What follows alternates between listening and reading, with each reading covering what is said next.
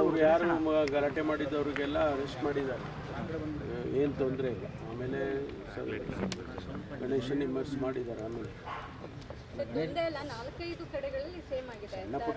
ಸಣ್ಣ ಪುಟ್ಟ ಘಟನೆಗಳು ಆಗಿದ್ದಾವೆ.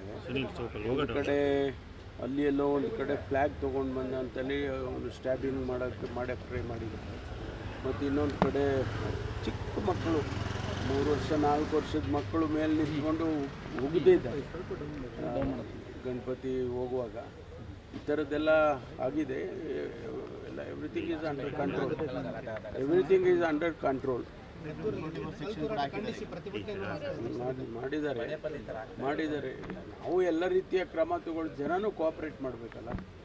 ನಾವು ಅಪೀಲ್ ಮಾಡ್ಕೊಳ್ತೀವಿ, enough and more police force ಹಾಕ್ತೀವಿ, ಎಲ್ಲ ಮಾಡ್ತೀವಿ. ಜನ ಸಮುದಾಯ ಅವರು ಕೂಡ ಕೋಆಪ್ರೇಟ್ ಮಾಡಬೇಕು. ಎಲ್ಲ 2 ಸಮುದಾಯದವರು ಕೋಆಪ್ರೇಟ್ ಮಾಡಬೇಕು.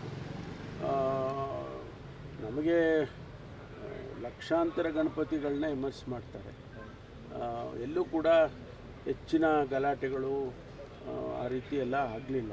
ನಾವು ಚೆನ್ನಾಗಾಗಿದೆಯಲ್ಲಪ್ಪ ಈ ಬಾರಿ ಅಂತ ಅನ್ನುವಾಗ ನಿನ್ನೆ ಮದ್ದೂರಲ್ಲಿ ಆ ಘಟನೆಗಳಾಗಿದೆ.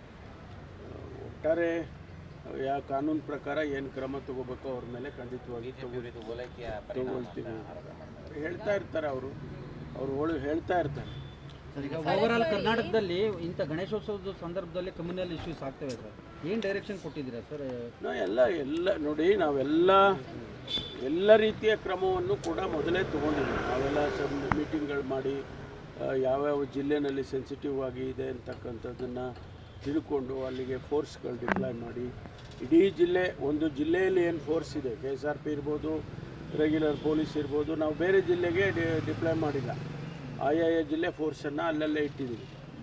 ಇದು ಹೊಸದಾಗಿ. ಆಮೇಲೆ ಎಲ್ಲ ಡಿಸ್ಟ್ರಿಕ್ಟ್ಗಳಿಗೂ ಸೀನಿಯರ್ ಆಫೀಸರ್ಸನ್ನು ಕಳಿಸಿದ್ದೀವಿ. ಇಲ್ಲಿಂದ ADGP ಲೆವೆಲ್ ಅವ್ರನ್ನ, IG ಲೆವೆಲ್ ಅವ್ರನ್ನೆಲ್ಲ ಸೀನಿಯರ್ ಆಫೀಸರ್ಸ್ನೇ ಕಳಿಸಿದ್ವಿ ನಾವು.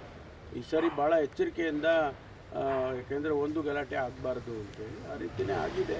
ಈ ರೀತಿ ಒಂದು 2-3 ಸಣ್ಣ ಗಲಾಟೆಗಳಾಗಿರ್ತಕ್ಕಂಥದ್ದನ್ನು ಈಗಾಗಲೇ ಸೂಕ್ತವಾದಂಥ ಕ್ರಮ ತೊಗೊಂಡಿದೆ. ಎಲ್ಲ ಸರ್, ಏನು ತೊಂದರೆ ಇಲ್ಲ.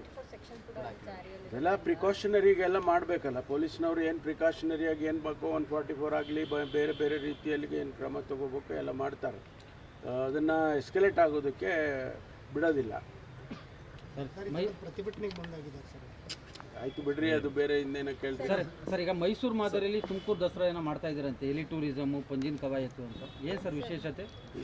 ಏನಿಲ್ಲ, ಊರ ಹಬ್ಬ, ದಸರಾ ಹಬ್ಬ. ನಮ್ಮಲ್ಲಿ ಮಾರ್ನಾಮಿ ಅಂತೀವಿ. ಮಹಾನವಮಿನ ನಮ್ಮ ಹಳ್ಳಿನಲ್ಲಿ ಕರೆಯೋದು ಮಾರ್ನಾಮಿ ಅಂತ.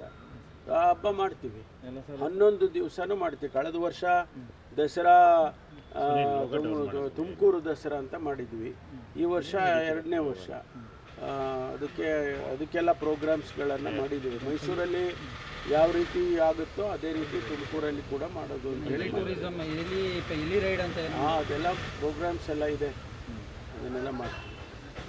ನೀವು ಬನ್ನಿ, ದಯವಿಟ್ಟೆಲ್ಲ ಬನ್ನಿ. ರಾಜಕೀಯವಾಗಿ ಏನಾದರೂ ಸ್ವಲ್ಪ ಮಹತ್ವ ಪಡ್ಕೊಳ್ಳೋದು.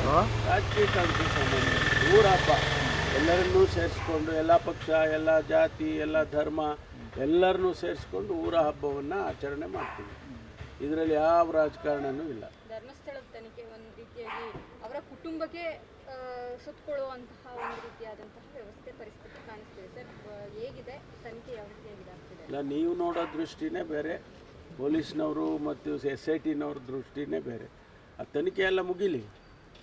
ಬಂದಿದ್ದು ಏನೇನು ಡೆವಲಪ್ಮೆಂಟ್ಸ್ ಆಗ್ತಾಯಿದೆ ಎಲ್ಲದಕ್ಕೂ ಕೂಡ ಈಗ ನಾವು ಉತ್ತರ ಕೊಡೋದಾಗಲಿ ಅಥವಾ ಅದನ್ನು ಪ್ರಚಾರಕ್ಕೆ ತರೋದಾಗಲಿ ಒಳ್ಳೆಯದಲ್ಲ. ತನಿಖೆ ಸಂಪೂರ್ಣ ಆದಮೇಲೆ ನಮಗೆ ಗೊತ್ತಾಗುತ್ತೆ. ಕೂಡ ಯೂಟ್ಯೂಬರ್ಸ್ಗಳನ್ನು ವಿಚಾರಣೆ ನಡೀತಿದೆ ಸರ್, ಅಲ್ಲಿಂದನೇ ಶುರುವಾಯಿತು ಅನ್ನುವಂತಹದ್ದು ಸ್ಪಷ್ಟ ಆಗಿದೆ. ನಾವು ಯಾವುದೂ ಹೇಳಕ್ಕೆ ಬರೋದಿಲ್ಲ. ಯಾರ್ಯಾರು ಇದರಲ್ಲಿ ಲಿಂಕ್ ಇದೆ, ಯಾವ್ಯಾವ ಡೈರೆಕ್ಷನ್ಗೆ ಇನ್ವೆಸ್ಟಿಗೇಷನ್ ಹೋಗ್ತಾ ಇದೆ, ಅದನ್ನು ಅವ್ರು ಮಾಡ್ಕೊಳ್ತಾ ಇದ್ದಾರೆ. ಯೂಟ್ಯೂಬರ್ಸ್ ಇರ್ಬೋದು, ಬೇರೆಯವರು ಇರ್ಬೋದು, ಮಾಧ್ಯಮದವರು ಇರ್ಬೋದು, ಅಥವಾ ಸಾರ್ವಜನಿಕರು ಯಾರು ಅದೆಲ್ಲ ಹೇಳ್ತಾ ಇದ್ದಾರೆ. ಅದೆಲ್ಲ ಅಂತಿಮವಾಗಿ ಆಚೆ ಬರೋವರೆಗೂ ನಾವು ಏನು ಹೇಳಕ್ಕೆ ಬರೋದು. ಮಹಿಳಾ ಸಂಘಟನೆ ಮುಖಂಡರುಗಳು ಸೋನಿಯಾ ಗಾಂಧಿ ಅವರು ಲೆಟರ್ ಕೂಡ ಬರೆದಿದ್ರು ಸರ್. ಏನಂತ? ಡಿ ಕೆ ಶಿವಕುಮಾರ್ ಮತ್ತು ಲಕ್ಷ್ಮೀ ಹೆಬ್ಬಾಳ್ಕರ್ ಅವರು ರಾಜ್ಯದ ನಾಯಕರುಗಳು ಷಡ್ಯಂತ್ರ ಹೇಳಿಕೆಗಳು ಇದೆ. ಕೂಡ ಒಂದಿಷ್ಟು ಸಮಸ್ಯೆ ಆಗ್ತಿದೆ. ಆ ರೀತಿಯ ಹೇಳಿಕೆಗಳನ್ನ ಕೊಡಬಾರ್ದು ಅನ್ನುವಂತಹ ನಿರ್ದೇಶನವನ್ನ ನೀಡಿ ನೀವು ಅನ್ನುವಂತಹ ಲೆಟರ್ಗಳನ್ನು ಬರೆದಿದ್ದೀವಿ. ನಾನು ನೋಡಿಲ್ಲ, ಆದರೆ ನಾವು ಕೊಟ್ಟಿರ್ತಕ್ಕಂಥದ್ದು SITಗೆ ಯಾರು ನಾವು ಇಂಟರ್ಫಿಯರ್ ಆಗೋದಿಲ್ಲ. ಚೀಫ್ ಮಿನಿಸ್ಟರ್ ಆಗಲಿ, ನಾನಾಗಲಿ ಅಥವಾ ಯಾರೇ ಬೇರೆ ಯಾರೂ ಕೂಡ ಇಂಟರ್ಫಿಯರ್ ಆಗೋದಿಲ್ಲ. ಅವರು ಇನ್ವೆಸ್ಟಿಗೇಷನನ್ನು ಮಾಡಿ ಸಬ್ಮಿಟ್ ಮಾಡ್ತಾರೆ, ವರದಿಯನ್ನು ಕೊಡ್ತಾರೆ. ಸವಾಲ್ ಟಿವಿ ಸದಾ ನಿಮ್ಮೊಂದಿಗೆ.